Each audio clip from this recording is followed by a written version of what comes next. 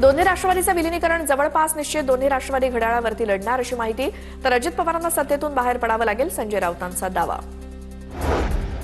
सोलापुरातील बार्शी जिल्हा परिषद निवडणुकीसाठी दोन्ही शिवसेनेची महाआघाडी.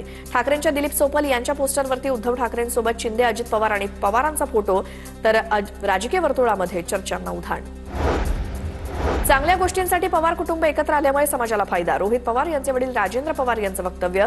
राजकारण बदलत असतं, त्यासाठी संयम महत्त्वाचा असतो, राजेंद्र पवार यांची प्रतिक्रिया. कोल्हापूर जिल्हा परिषद निवडणुकीत बंडखोरी करणाऱ्यांना हसन मुश्रीफांनी दिला इशारा. बंडखोरी करून जे आम्हाला सोडून गेले त्यांची आणि आमची भेट आता स्वर्गातच. कागल तालुक्यातील बंडखोरांना मुश्रीफांकडून निर्वाणीचा इशारा.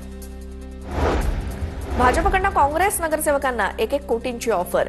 काँग्रेसचे नेते विजय वडेट्टीवार यांचा आरोप. चंद्रपूरच्या विषयाच्या अनुषंगानं कोणताही वाद नाही, हर्षवर्धन सपकाळ यांचं वक्तव्य. चंद्रपुरात सामंजस्य, काँग्रेसचं मोठं नेतृत्वात चंद्रपुरात. तर चंद्रपुरात कोणताही वाद विकोपाला गेलेला नाही, सपकाळ यांची प्रतिक्रिया.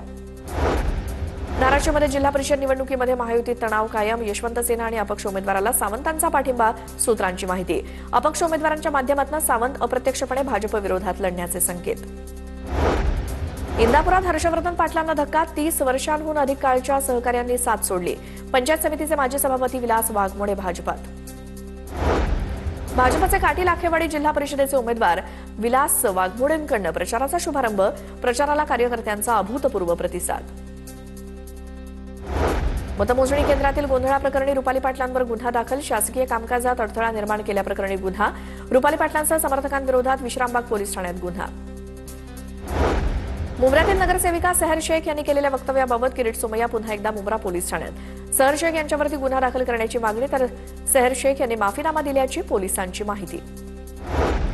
जेव्हा सत्तेसाठी उद्धव ठाकरेंनी 2019 मध्ये भाजपच्या पाठीत खंजीर खुपसला, तेव्हाच राजकारणातला शिसारी लागली. भाजप प्रवक्ते राम कुलकर्णी यांचा राज ठाकरेंना प्रत्युत्तर. सांगलीच्या बलगवडे गावाचा जिल्हा परिषद आणि पंचायत समिती निवडणुकीवरती बहिष्कार. ग्रामस्थांचा सौर प्रकल्प आणि वृक्षतोडीला विरोध. गावातील 17 एकर जमिनीवरती सौर प्रकल्प उभारण्यात येणार. पुण्यामध्ये खेड जिल्हा परिषदेसाठी 74 उमेदवारी अर्ज वैध. तर पंचायत समितीसाठी 160 उमेदवारी अर्ज वैध ठरले. शिवसेनेच्या नेत्या नीलम गोरेंनी जखमी नगरसेवक मोहन चतुरेंची भेट घेतली. कॉम्प्रोमाइजसाठी भाजपकडून दबाव, नीलम गोरेंचा आरोप. चतुर यांना भाजप युवा मोर्चाचे अध्यक्ष बंटी म्हसकर आणि त्यांच्या साथीदारांनी केली होती मारहाण.